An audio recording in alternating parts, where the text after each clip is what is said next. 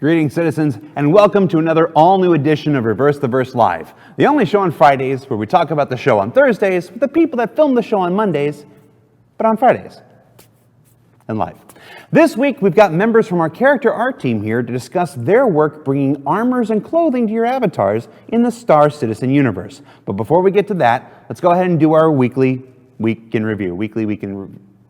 Last Friday, we had Hugo Silva on the show from Foundry 42 UK to discuss some of the work his team and others have been doing to bring the shop item kiosk system to Alpha 3.2. Now, this is an important system that will be used to implement many of the items like legacy armors for use in the game. And if you haven't checked it out, the replay is available now up on YouTube.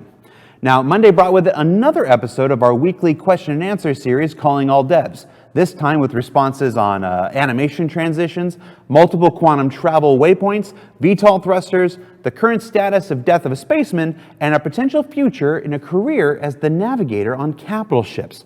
Now, as usual, Calling All Devs is your weekly opportunity to submit questions to all of our developers, and not just the ones that can be here with us on Fridays, and vote on which one you want to see addressed most. You can check out all 19 episodes of Calling All Devs so far up on YouTube. Now, Tuesday is Lore Day here in the Star Citizen universe, and this week brought with it a look back at a story first published in year 2 of Jump Point called The Knowledge of Good and Evil. Thankfully that was there. Now, in it, a young girl with a gift for repairing gear struggles to survive on the streets until a unique opportunity presents itself. And what was that opportunity? Selling timeshares on Coastal Pyro. I know, I was surprised too. That's not what it is. I haven't read it yet, but you can read it on the robertspaceinitiatives.com website, and subscribers can skip ahead to the additional parts in the Jump Point Vault that's available to, all subscribers.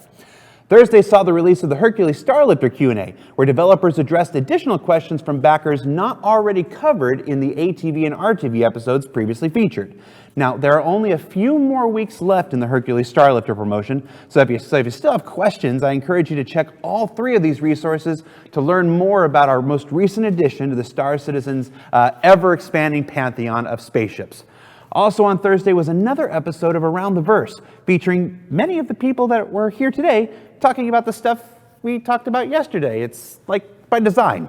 Additionally, in yesterday's show, it was announced that the first wave of CitizenCon tickets will be disappearing from the store today. And if my memory serves me correctly, I think that's going to happen right around the time of the end of the show. So you got maybe, not wearing a watch, less than an hour left to get your CitizenCon tickets if you haven't already. But don't worry, these tickets will be back in another wave in the coming months. So, serving everybody there. And with that, we're going to take a short break, and when we return, we'll be sitting down with Jeremiah, Gage, and Corey to talk dress code. Stay tuned.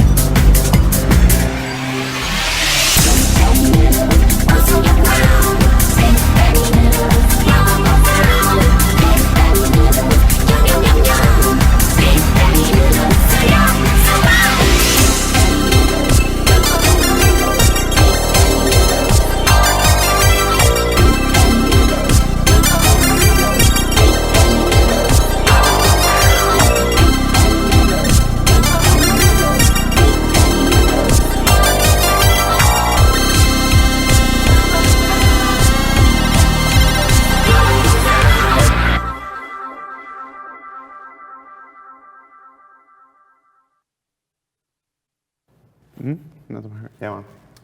And the moral of the story is, don't do noodles, kids. All right. Joining us here on Reverse the Verse Live, we have some of my favorite people in the whole studio, and Jeremiah. Don't want to leave Jeremiah out.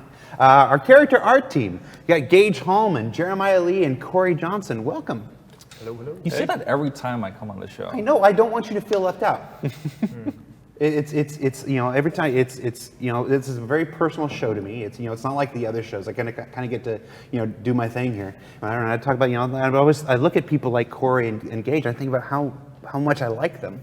Hashtag and how much they're my favorite people. And then I'm like, oh, but then there's also you. Now, in your defense, though, usually I put you as far away from me as possible. This is true. I put you next to me. I know. This is true. Or I feel like I'm taking like a step up in life. He needs to keep an eye on you, I think. Yeah, that's really what it is. That's really what it is. All right. So joining us on the show, Gaige, Jeremiah, and Corey. Now, for everybody watching at home, everybody's RTV is somebody's first RTV. That's not how that phrase goes. Every RTV is somebody's first RTV. So we're going to take a couple moments introducing yourselves and what you do for Star Citizen. And we'll start with Jeremiah. Jeremiah, tell the folks at home or work or in their car if they're Captain Richard who you are and what you do for Star Citizen. Am I looking at the camera? Where's the camera? Oh. Yeah, there you go. Okay. Hi, my name is Jeremiah Lee. I'm a senior concept artist here in the Los Angeles studio. And I draw costumes, armors, alien, anything that has to do with pretty much the human rig or creature rig or... Occasionally you get called upon to do creature stuff. Yeah. It sounds good as your character stuff. Yeah, I mean, sometimes I also wear beards on stream. I'd actually forgotten about that. Oh, I have never forgotten about that. I need you to bring that in, actually. Really? I actually have a use for it. All right, sorry. Okay, all right, so that's Jeremiah Lee, character concept artist. Let's go across the table. Gaige, how are you? How are you doing? I'm good. I'm good, man. Show's off the rails already. Yeah, it's too late. Gaige Hallman, senior character tech artist. Almost said character artist. Okay. Sorry, Corey. What does a senior character tech artist do? I basically am at the end of their pipeline. I take what they do and put it in game. That's just it. You just grab it and you put it in. Yeah, I drag it into the CryEngine. I'm like, all right, I'm done. You want to give me a little bit more? I got an hour to fill here, dude. What's putting it in game mean? So really, I'm the rigger, and you know, we do all the skinning setup, attach to the skeleton, do weapon attachments, port attachments, all the technical aspects that are kind of invisible to the player, but allow them to use it. Yeah. And last but certainly not least, making his triumphant return to RTV, you were not, Corey Johnson, you were on the show one time, it was like 2 years ago?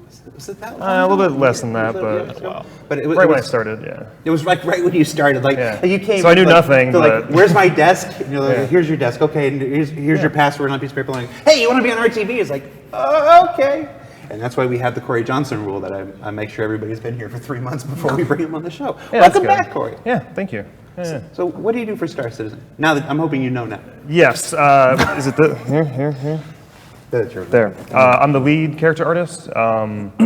So I do make characters, but the majority of it is trying to help ensure that all the other character artists can work with minimal things coming in and stopping them from getting their work done. And then developing pipelines and just making the process as smooth and quick as possible. Really low-key stuff, yeah. So basically, we have a nice little slice of our character pipeline here. You got Jeremiah, where concepts begin, and then we've got Corey and his team who actually work on building it out in 3D, and then we've got Gaige who actually does the process of implementing it in game and making sure that it can work, and move properly and stuff like that. And what's really neat, and we talk about this in our tours, and if you ever get a chance to, if you're ever in the LA area and you want to tour the studio, remember we do offer those through the player relations ticket system, so you can check out that for specific days and times. But on the tours, one of the things I like to do is, when you come to your area is set up really nicely.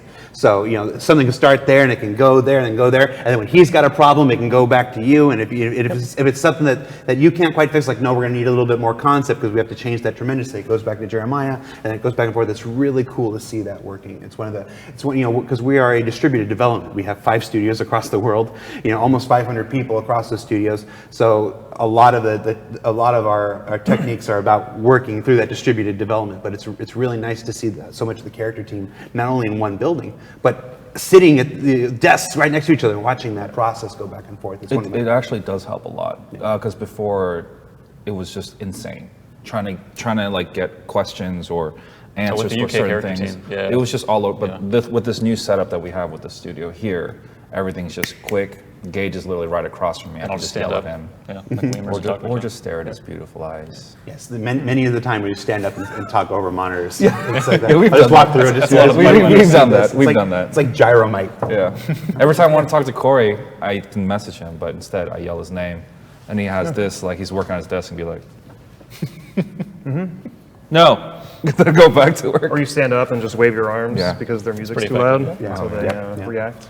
All right, so if you're watching and this is your first RTV, you have to fight. No, that's a different thing. If you're watching our TV, we do take questions live from the chat. We take questions from 2 different places. You can, if you're watching us live in Twitch chat, you can submit your question there. Please preface your question with the word question in capital letters surrounded by brackets. That's going to help our wonderful Tyler Nolan back there pull the questions out from chat. I got a hair in my mouth. Don't blow it at me, man. We also take questions from Spectrum. I'm sorry, I tried to get through all of that and it was just really getting at me. We also take questions in Spectrum, where you can do the same thing. Preface your question with the word question, surrounded by brackets. He's pulling out there, and then he's sending them to me on our lovely tablet. Now, we also pre-game some questions for the folks who couldn't be here live, as we do every single week. After yesterday's RTV went up, we posted a thread where folks got to submit their questions and then vote up which ones they want to see answered most. So while we are waiting for your questions to come in live, we will start with some of our pre-game questions here. And right off the bat, I do want to preface that, as happens with many of these shows, a lot of the questions tend to be design focused. Design is a role, just like just like a rigger, just like an artist, just like a conceptor, and stuff like that. We do not have a designer on the show today, but we have done our best to research some of these answers ahead of time. So we'll do our best in answering some of the more design related questions. This question: will we ever get the ability to keybind the opening or removal of our helmets? Moby glassing every single time we enter a friendly station is ... annoying, and then they added a I don't know why I'm looking at you at this. Who wants to take it? What are our thoughts about key binding take your helmet off, so we don't have to go through the whole rigmarole? Well, if we're going in the hierarchy in our studio, Corey would be higher than me and that's true. So why don't you answer this question, Corey? Yeah, I mean, there's a possibility of it. I don't want to. This is definitely a more design thing. It's not a decision the character team would make. Possibly. Okay. Well, I went ahead and I agree it's annoying. Yes. So yeah, that is Okay. a good reason to have it. I went ahead and pre-gamed this question with some of the members of our design team. So I can tell you, if you've been following Star Citizen for any amount of time, one of the things you'll notice is that our key bindings change pretty drastically over development. Nobody's making any bones about that. We're still in the middle of development. We are still working out the keybinds. Something like keybinds for regular actions like that, like taking your helmet off, when you get through airlocks and stuff, is definitely something that is being considered for that. We cannot tell you yes or no at this point. Just like with any other patch, the key bindings are reviewed with every single content patch. So the best I can offer for this is, it's an idea that I like. I think it's an idea that we all like and whatever. Let us know on Spectrum, drum support for it, but it's definitely something that's being considered. So, all right, still waiting for the questions to come in live. We'll go back to the thread here. Will some suits or armor sets be designed for high G, pulling pilots that high G, where they pull pilots that assist with G-force, red out, and blackout resistance? So basically, yeah, they're asking, is there? Again, this is another design-related question, but what do we think about the idea of specific suits that would not just look differently, but actually give our characters benefits in how they fly their ship? I think that's pretty much that type of philosophy is the heart of Star Citizen, though, right? Like I think we've said it countless times, we don't want to make endgame armor. Like we don't want to make, when you're level 53, you can get this armor. Like, that's not the armor I don't think that's a Star Citizen philosophy. What we want is, there's always going to be a best kind of armor per situation. right? So there's going to be push the change, like Yeah. allow you to use your entire armor set. right, like because then if we had the endgame armor, no matter what you do, from farming to exploring, you'd wear that endgame armor, right? But we don't want to do that. Like, so the explorer suit, for example, what we don't, the character team doesn't put stats. That's more of the gameplay and design. But for us, we were thinking, what type of shapes can we make so that it'll look like this can, how do you say, take the hazardous environments and stuff like that in mind. Maybe they have the little thing on their arm to have readings of the environment. Not saying that's going to be in there, but just visually. So on that note, actually, we on the design side, there are gas components on the helmet. So in like the entities themselves, once we get it into implementation, there are all these components for, you know, gas, air, all that stuff. So it is completely within the realm of possibility and probably the plan to implement those things. And be like, when you're on this surface, if you're on Hurston, it's like, oh, this probably shouldn't breathe this. Sometimes. It's a very cautious thing. It's a slippery slope. We don't want. We don't. You see this a lot in MMOs, and Todd Pappy was talking about this the other day, where you play an MMO today, and you get to level 60 or level 70 or level 80, whatever the level cap is, and then you start seeing everybody wearing the same armor. That's right. Every warlock wears the same armor, every rogue wears the same armor, and we don't want that. You know, the work that you guys are doing is pretty good. It's all right. I mean, it's very good in a lot of it. Yes. Keep going, keep trying. But and you don't want to see that get sidelined by min-maxing. Yes. By like all the work and all the effort you guys do to make this living, breathing universe and to make the best game of Barbie dress up ever in the world gets sidelined by somebody figuring out that this particular armor gives you the absolute best, red out, blackout, protection. So that's all anybody's wearing, kind of thing. So to answer the question, it's a thing that we're constantly considering. It's a thing that we're constantly mulling over. It's not a thing that has a definitive answer just yet. It is a topic it's been a topic of discussion in the community forever. It has been a topic of discussion internally as well. It's just luckily right now it's not something we need an answer for. So we can still afford to have that conversation. We can still afford to wait and see if we can discover an implementation of this that lets us have our cake and eat it too.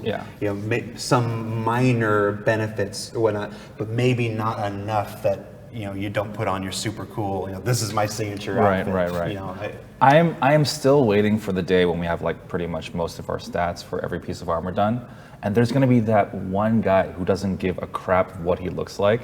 All he cares about is stats. And so like I feel like there's going to be a one time maybe in beta or something when he finds all the stats for every single thing, and we'll find the ultimate combo, and it'll just look disgusting.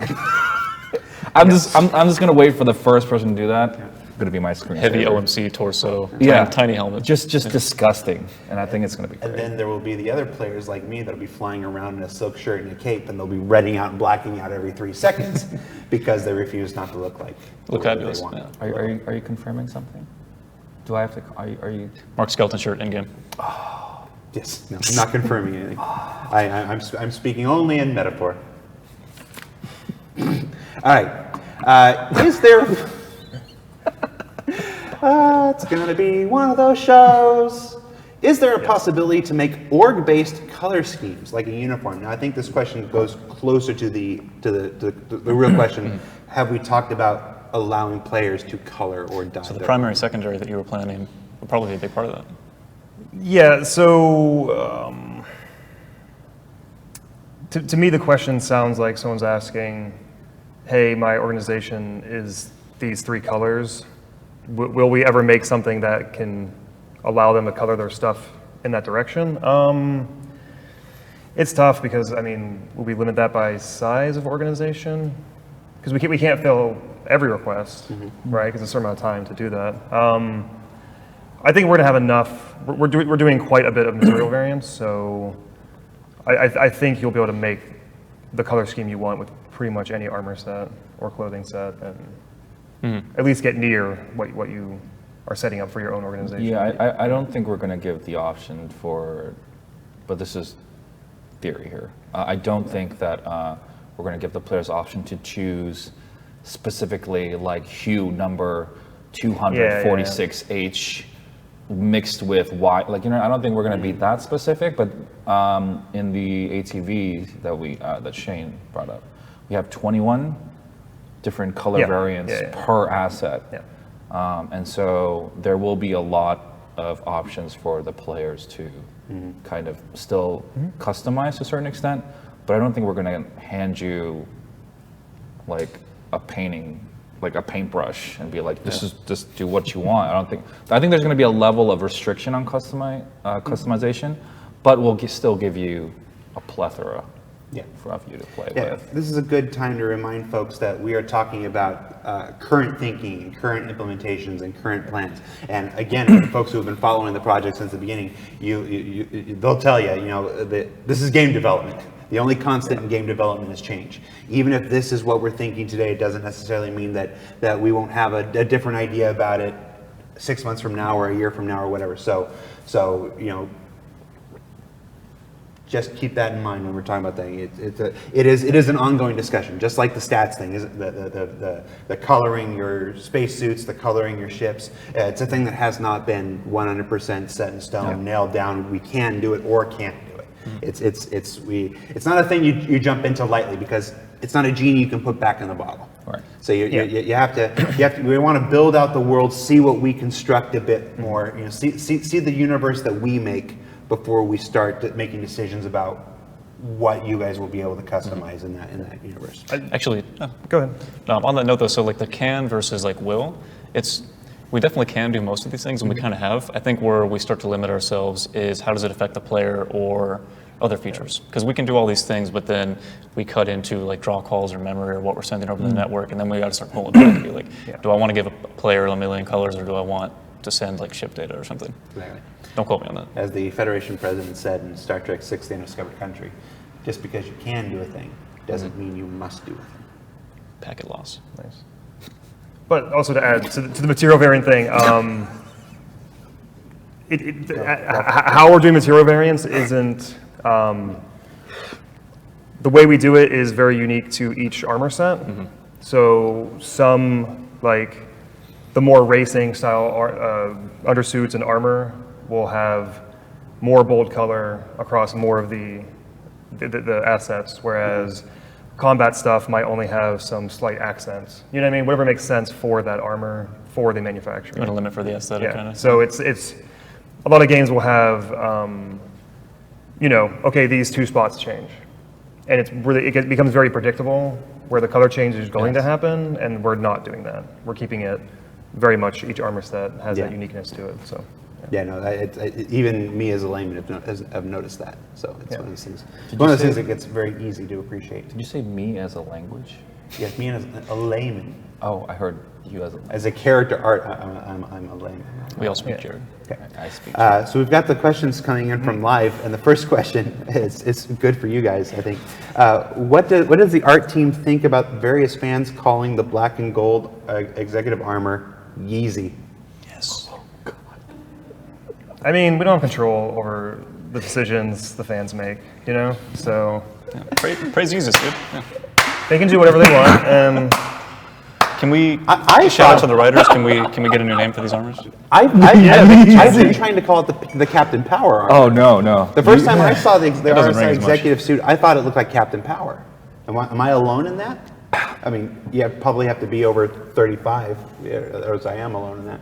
But I thought it looked like Captain Power. So I saw it the first time. I walked right into Josh. I'm like, you put Captain Power in the game. He's like, I don't know what you're talking about. I'm like, Because he put the Yeezy in. That's why. I he's the one who did the approve. easy That goal. is amazing.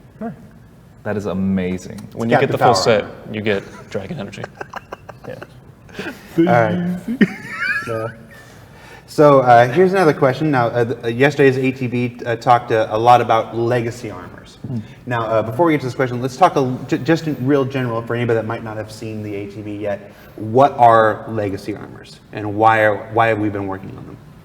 You could speak better to that. You've been here longer than me. Yeah, when so- you interview Shane, it was. Well, if we're going you had a good longer, Gage has been here the longest. If we're going legacy, you are the most legacy here. That's true. I I was mean there when he those first is. armors were put together. we witnessed. Okay, fine. I'll say it. Jesus. Okay. So Listen, man. So legacy armors are pretty much armors that are legacy. That's brilliant. They're older versions of the current armor that we have in the game. What camera am I looking at? The legacy, this perhaps. one. Let's look at you, right? And so, and we also the armors that were made about 3 to 4 years ago did not respect any of the zones. And also the characters Or materials. materials. Like, pretty much everything about Yeah, them You take a wasn't close set look up. at those armors, they start to fall apart. And also wasn't the heavy, like almost as heavy as, well, English, was they're almost as heavy as a Constellation in poly count at one point. Yeah, they were not efficient. Yeah. So really, those were put in not as like a proper game type asset, really as in like we're getting some art and we're giving it to the players for them to play around with, not like this is good for the game. Because I remember when we tried our first FPS, like for Star Marine, like way back when, and when there were a bunch of heavies in there, it wouldn't function. Like Same thing with the old ships. Everything the poly count was just too crazy. And so just on like, if we remove just the visual aspect of it, just on gameplay optimization wise, a lot of our old armors were just a mess. Also, they were draw call heavy. Yeah. Oh, yeah. Exactly. Textures. Right. Because now we have the new layer shader that allows us to merge draw calls based on the material stack, and they didn't have that at all. It was just draw calls everywhere. And those were also made before Josh Herman, and also before I joined on as well. And I kind of mentioned in the ATV, a lot of the art for concept was done from contract freelance concept artists, it was just all over the place. And so what we wanted to do was, since we have to optimize the old armors to the new, we were like, should we just like use the old sculpts and do it again? And we're like, no, if we can make these assets even look even better, why not give it that pass as well? And so we decided to update all the light, medium, heavy, marine, and outlaw. And so, yeah. The performance thing was what I really wanted to get to, so thank you so much, Gaige, for hitting that. It's very analogous to the ship pipeline. Yeah, again, I keep going back to the well. The folks who have been following the project for a while, you've seen a tremendous evolution of our ships. You know, we've talked about this before. The second iteration of the Freelancer series, the Freelancer that had all the rivets, they're currently still in your hangars. The Freelancer Max, the Freelancer Mist, and the Freelancer Dur, for instance. The Freelancer Max has a resource footprint equal to the Idris. So, a backstory on those. I might have said this before on our TV, I'm not sure. But that some of those models, because they were really just to get in for the player quickly, is literally the concept model. Yeah, it's literally a concept model. That's what it was. It was they took the rivets from the concept model in the Freelancer, and instead of rebuilding it and baking it down, they just Kind of normals. So it's one of those things. This is game development, and game development is not just building a game. It is learning how to build a game. And when you're trying to build the biggest, baddest, most awesome game of all time, there's going to be a learning curve, and that's what the development of our ship pipeline is, and it applies to the character pipeline as well with the armors. So good job, Gaige. Good job, Gaige. Thank you so much. Thank you so much for giving me the answer I was looking for. How far back will the legacy armor designs go? Are there any? You said we did the marine heavy. Which ones have we done? Which ones are being included right now? Light, medium, heavy, outlaw, and marines. Okay. So we've done six armor sets. 6 armors. Actually, you mentioned the original. The original if you're RSI bringing that up, spacesuit? that would be the most legacy. That would be that we could bring back. Yeah. Any plans to do that? Am I aware of? I heard recently that we're going to hide them in the middle of every planet. Yes. It's the RSI. Currently, no. There's no. For right now, the legacies that we have done now, that's what they're. At least for a little bit. Gotcha. Now it's moving on to bigger and better things. We want to put a lot of focus on finishing S42 assets and PU relevant assets before we go back and start remaking more. The legacies were a special case for the players. Yeah. Right. I don't think we'll ever make like a legacy armor of something, unless because we might do maybe, I don't know, for story purposes. There was an older race or an older human colony somewhere. Subhumans, yeah. But we would treat that as a new asset. Yeah. Like for this one, the legacy armor was just like the stuff we have in the game is just so unoptimized. We need to get rid of it and we need to fix it.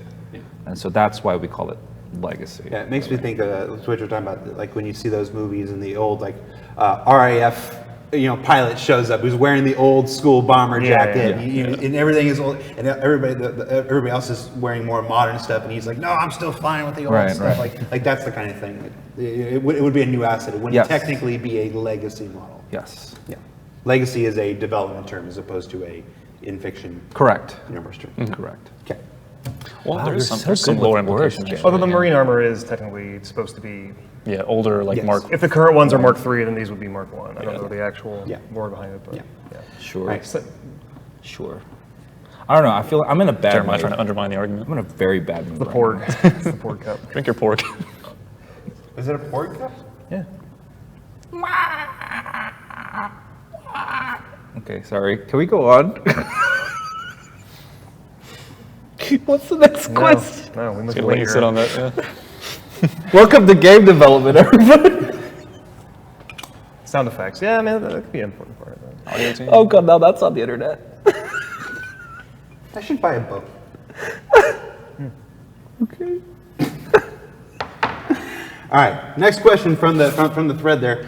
Will capes and scarves be an element we can add to or remove from armor, or will they only be linked to the chest piece? Zone Master. Zone Master. No, we have Zone Master here. I mean, I originally said Zone Lord, but Master Lord. Sorry, Zone Lord. Yeah. Zone Lord. Yeah, we do. So the Legacy Outlaw Light, the chest armor carries a scarf with it, but that is part of the core. We could have undersuits that have the scarf, but it would get zone called when you put armor on. So yes, we can do it, but not as its own thing. It still So no has scarf to item, work. really. Yeah. No specific scarf item, but there can be assets with scarves that have to fit within our system. Yeah. And capes? Yeah. I'm asking for a friend. I mean, Sorry, we cape. have the trench coat that people played with, so I mean that's the same thing as a cape, basically, just without sleeves. Just call a trench coat a cape. You did, but I'm gonna Similar setup, similar I'm gonna let it setup, slide. I'm gonna let it slide. right? I mean, it's Talk of fashion, not tech, man. No, you're right. We don't have any capes, but yeah, we can definitely we can do that. I kind of have a question. Do we have, just on like if we were to, would we have the option to turn off capes or the scarves off from the core? Oh yeah, the zone hiding pretty much. So there is an issue on the animation side of that, like hiding, because we use sim joints or some Right. simulation setup on those. So when we zone hide the cape, we have to do a cleanup and rebuild of the skeleton interesting. of those joints. So that's where the issue comes in of just hiding them on and off. Right. So we'd be making pretty much two assets then, with two different. Yeah, we could do like a core that has one and one that doesn't, which isn't a big deal. It's really just one asset and you turn it off on one Right. on the export. I But, don't think we'll ever have direct player control on armor for scarves and capes, but for clothing, that's just wear it or don't, right? So, Right. For those who maybe haven't followed along with the with other broadcasts, what is zone culling?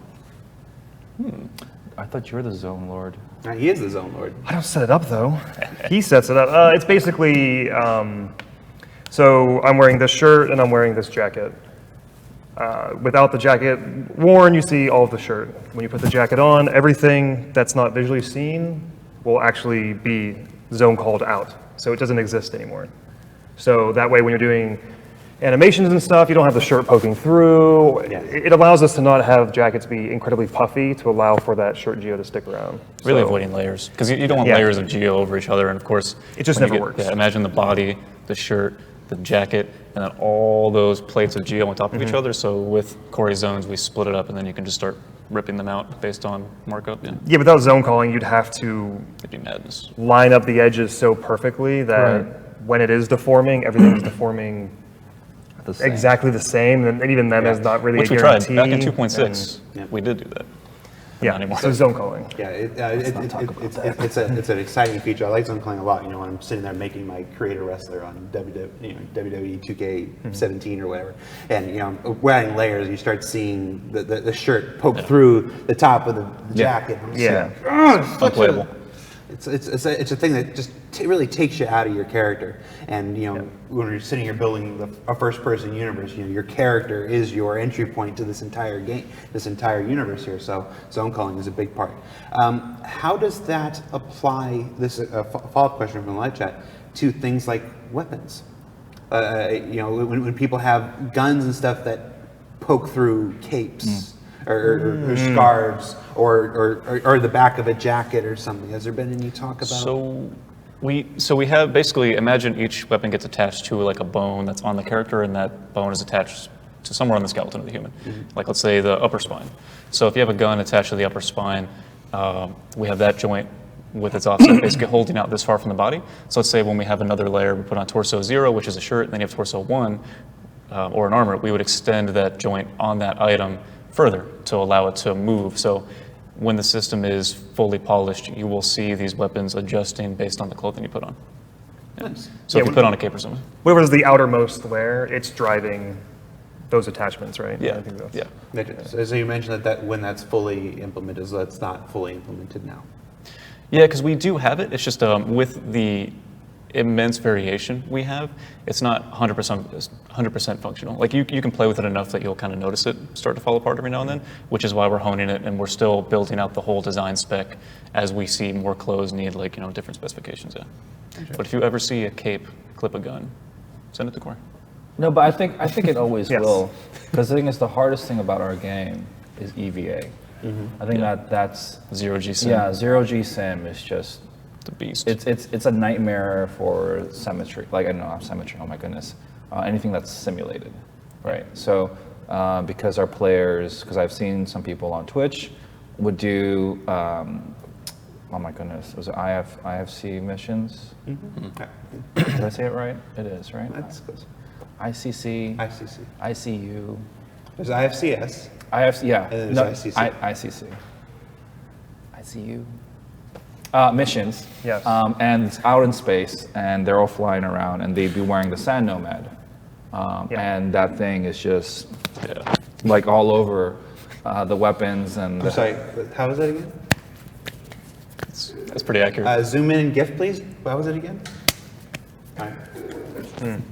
And it is kind of annoying, but I think, and I hope the backers kind of will understand, there will always be some sort of clipping, right? We can't simulate real life yet. Yeah.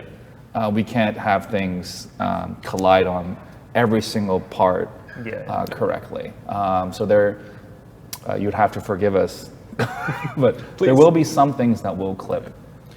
It's always a matter of give and take too, because there are things that you can do when you're the only player in the universe. You're playing a single player game, everything is there local on your machine, that's it. But when you're talking about a massively multiplayer environment where now that simulation has to be sent to everyone else in the area. I'll stop you there. So actually, simulation happens locally per machine. Yes. Yeah.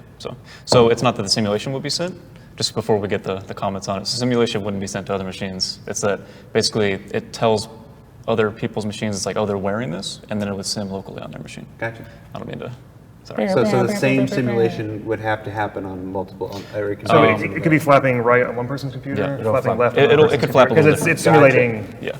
Just they here. get the movement of the character, Because and that then would the sim destroy the is network. calculated locally. Yeah. So that would address the thing that I was thinking of. Yeah. It's basically position, network, the actual simulation, local. But it's also relevant having first person or single player versus multiplayer, because now in a single player game, like let's say you're playing like Arkham or something, that cape is designed specifically for that environment on that character, and it's just like you can put in all the years of polish on an asset, versus we now have all these characters running around, and it can alter draw calls per scene. It's not like you can completely hone in on. Yeah, so Watch Dogs is a really good example of the main character has really good cloth sim on him, and if you notice, okay, his jacket goes so far down his legs. Yeah. Most other NPC character assets have a similar length because they're reusing everything developed for the main character everywhere they possibly can. Apply it all over, yeah. Because if you're going to spend that much time to make it that good, you want to use it everywhere you can. Yeah. For us, every asset is the hero asset, right? Yeah. So, yeah, it's a thing to get a balance. gotta balance that. Gotcha. And that brings up something interesting with the zero G too, because another reason it's such an issue is in most games you have your set of animations, and you can test your sim for all those animations and make sure like, okay, it may not be perfect, but it works within this animation set. I'm doing all these actions and it doesn't clip, but then you go into zero G and it's like I'm diagonal with one arm this way, going 10 miles an hour that way, and it's just upside down and underwater is basically. So, And I've seen a lot of games where they will bake in certain animations for like the cloth and stuff like that. So even though it looks like, oh, this got a sim on it, it's not really. That animation was baked. You can blend It's between doing the them. same loop of that Yeah. that motion, which is cheaper to a certain extent. which works. So It doesn't. It's always the same. And since that character or that asset will only be in a fixed amount of certain levels and fights, will do a set level of actions, they can do that. And normally that number is it's a lot smaller than our game has, so they can afford to do that. But for us, we're just like, you get that, and then the universe. It's a trade-off. Yeah. Yeah. Not that though. Something like that. no. All right. So next question here. How much freedom do you have in the concept phase, Gaige?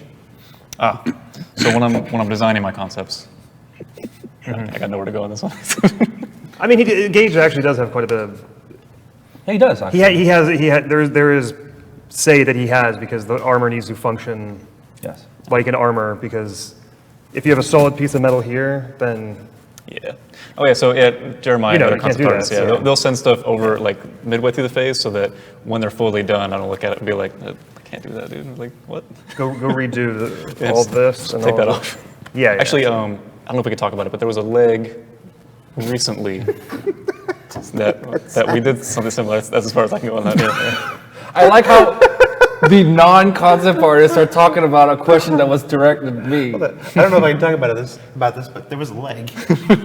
Jeremiah knows. He knows the leg. There's a leg. I know which leg you're talking about. I Yeah, know see, exactly now what leg. communication happened. So, yes and no is the answer to that question. It was how much freedom do you have in that? Oh, Answer was yes and no. Yes, wait. So, I would say, technically, what Corey and Gage, Sean Tracy and Josh tell me is to do whatever you want and just make it look good, and we'll figure it out. Aesthetic first, really. Aesthetic Yeah. first. And so, but I think as a responsible concept artist, I should, there's something that I personally do is I try to take in consideration of, for instance, the basic knowledge of zones and also just basic movement and animation. I try to think of it. Yeah. But there has been times when I just was like, you know what, I just want to put this thing here. And Gage will be like, that's not going to work. Well, I'll be like, well, we'll make it work. And sometimes, yeah, if the look is important enough, we can always push. Yeah. Yeah. We can. Yeah. Bend, you know. There's rules that can be bent. Yeah.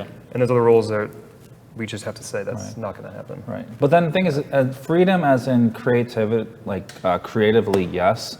But if I was tasked to make, I don't know, a Shion armor, I'm not going to make a human, like, burger flipper.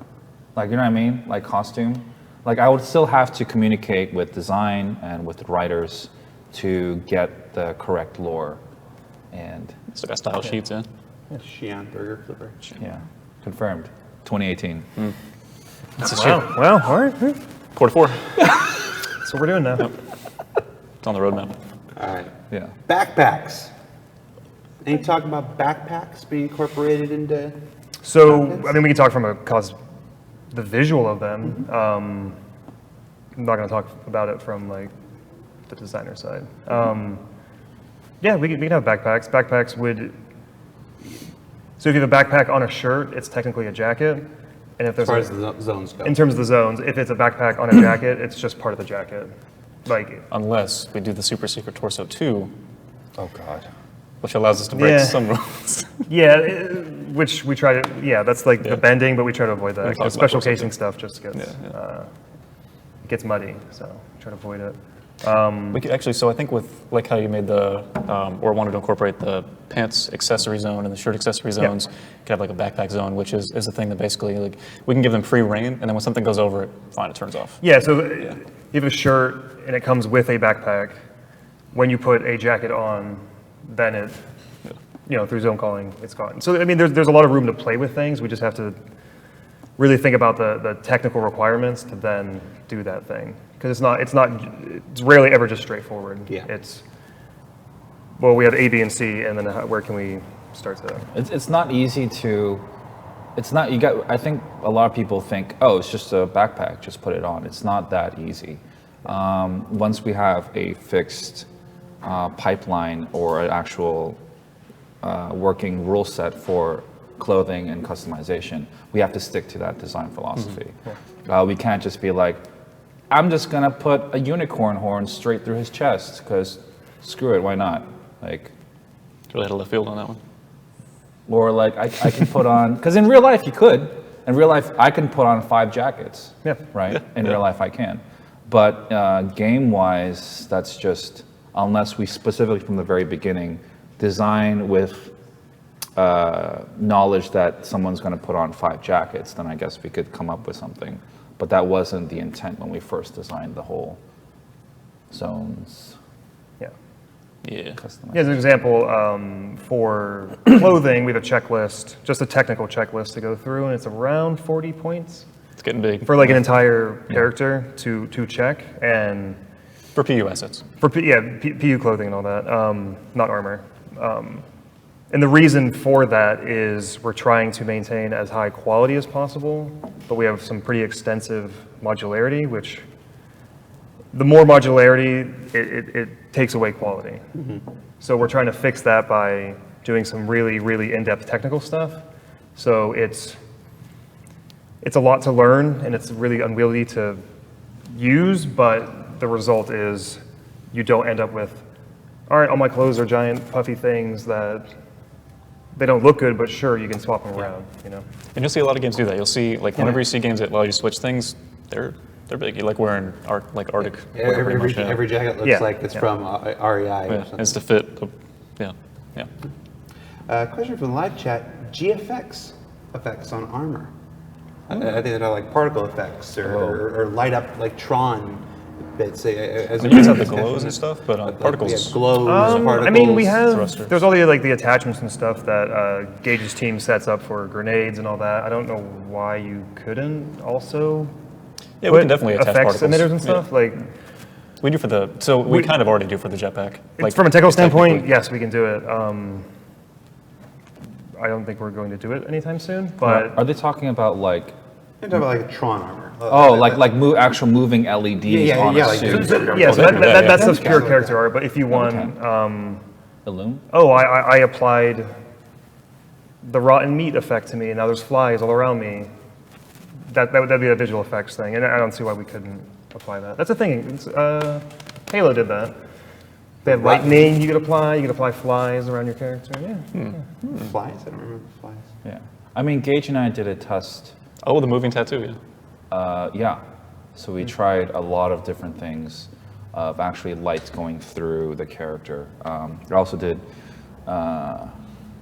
some old drawings way back in the day of actual moving LEDs on Yeah. top of a jacket. And some of the clothing you guys have made and the armors do already do that. It really what it Yeah. does is just oscillates the UV space. So Yeah. if you have some kind of varying texture and just have the UV move down or something, just So yes, kind of does it it. is- Yeah. it is It'll animate doable. for you. It is dope. Tron can be done. Yes. Oh, yeah. It can be done. Yeah. Yeah, the slaver armor, I think, on the collar has Yes. a. Right. So just imagine that, but done across an entire Just done character. across the Sure, entire yes, one, we yeah. can do that. Right. Do you remember what does that LED say? Yeah, It players should says pay a lot of something. attention to what They we don't write want in us. these secrets. I think it's still like super readable. So Yeah. Yeah, I was gonna say I know what it says. I just can't think of. I love what it says. right It's now. my favorite. yeah. Do you have a message for us, or you're just coming out to? Something Hi, about Tyler. enslavement of mankind. Yep. Yeah. Something A like certain artist. I don't remember. It says just because you can do a thing doesn't mean you must do a thing. Just over and over. And over in again. maximum resolution, I think was. Okay, so we are just about to wrap up. I'm looking for some last minute here. So he goes, any plans for creating human armor or clothing concepts that incorporate alien technologies into them? Oh. Like MISC ships incorporate a lot of Shion influence. Any thoughts? plans? They're gonna say plans, but I know that we're not authorized to share any plans that they exist. I don't know. I mean, if there are I plans. would say I just know that we're not if authorized. any team here is doing something, then so we have a ship that's mixing alien technology. There's no reason the character team couldn't do the same thing. I mean, just wanted for your thoughts on Is- it. Would you be excited about the idea of it? Of course. Of course, yeah. I mean, I want to make an armor made out of Shion skin. Like you slay a Shion and then just Yeah, you just know. put it on. I keep bringing up the Turtle shells. the sandworm from one of our past demos, like making a full armor set made out Chitlin of. armor. Get enough fangs. Yes, Yeah. exactly that. Yeah, because it'd be perfect. It'd be amazing. I'm a big Dune fan, so I'm like, oh, it look like a still suit. Is it chitin or chitin? Kite. We're not the place where you got to pronounce Chitness words. is chitness. Is it Idris? Is it Idris? Is it Shion? Is it Zion? We're not the place you go for pronouncing things. He is a language, Genre. remember, so he can. The disco language. Language good. It's Shion, by the way. It's also Idris. Or Sean. So, no, it's Shion. Sean. Gian Tracy, yeah. Yeah, Gian Tracy. No, Tracy. More questions? No, that's it. Actually, we're done. What? We are done. That's yeah. a wrap. We did it. Any final words or thoughts before we let anybody go? Anything you want the community to know about your work? Any last words? I would definitely say if there's things you want, just be really vocal about it, because that. Yeah, we do listen for sure. Spectrum. Yeah. Just communicate that stuff so that we can then take that and push for things. I'm gonna give Corey's address. Fans out. want this. We'll Let's just mail you things. yes. Yes. To piggyback on what he said, it cannot be stated enough. A big part of what the community does, the community team here does, is they collate this stuff. They collate things like sentiment and the things that the community is saying, the things that they ask for, and they pass that information on to the developers. Now, developers do a great job of going into Spectrum oftentimes and seeing that stuff themselves.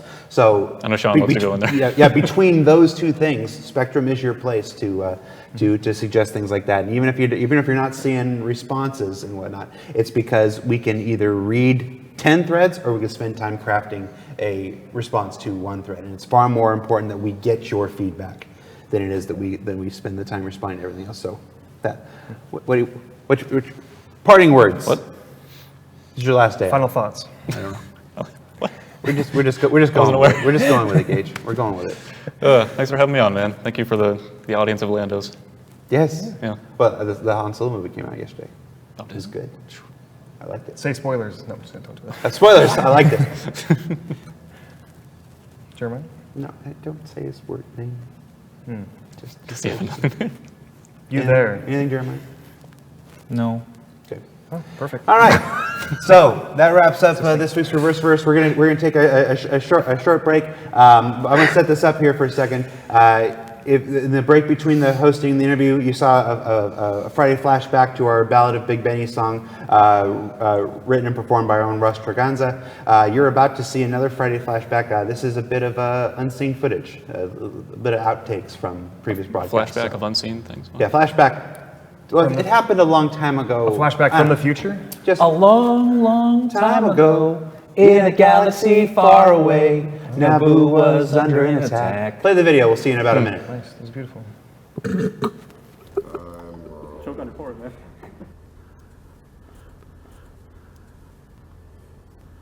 All right, so let's put 2 minutes on the clock and begin. What is your name and what do you do? Oh, that's an interesting question. My name is Will, which is short for William, which actually I was named after my grandfather, Wilhelm, who emigrated from Germany to Bogota, Colombia. And so I was actually named after him because he sadly passed away, and it was a bit of a tradition in my family to name a new child after someone who had died recently. So Will, which is my name, and then my last name is Weisbaum, Will Weisbaum.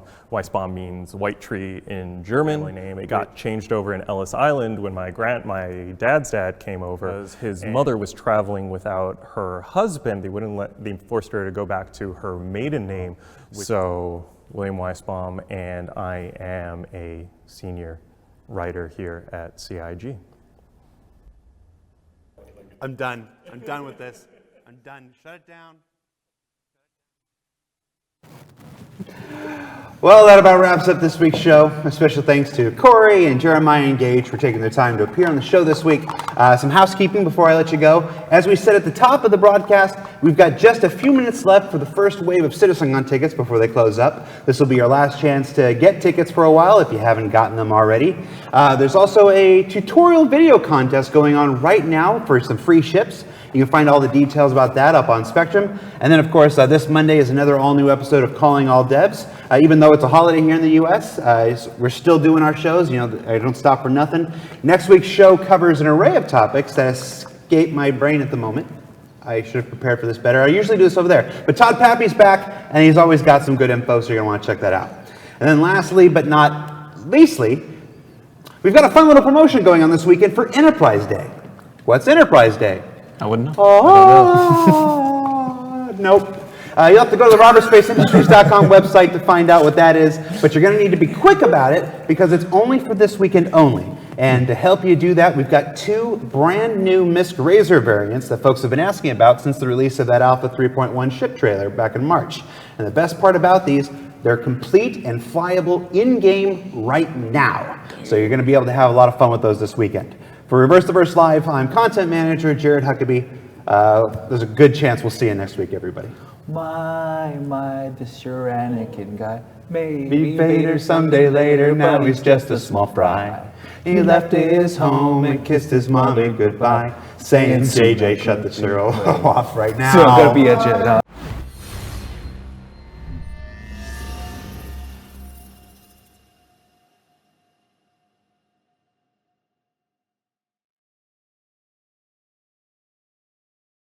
Thanks for watching. For the latest and greatest in Star Citizen and Squadron 42, you can subscribe to our channel, or you can check out some of the other shows, and you can also head to our website at www.robertspaceindustries.com. Thank you very much for watching.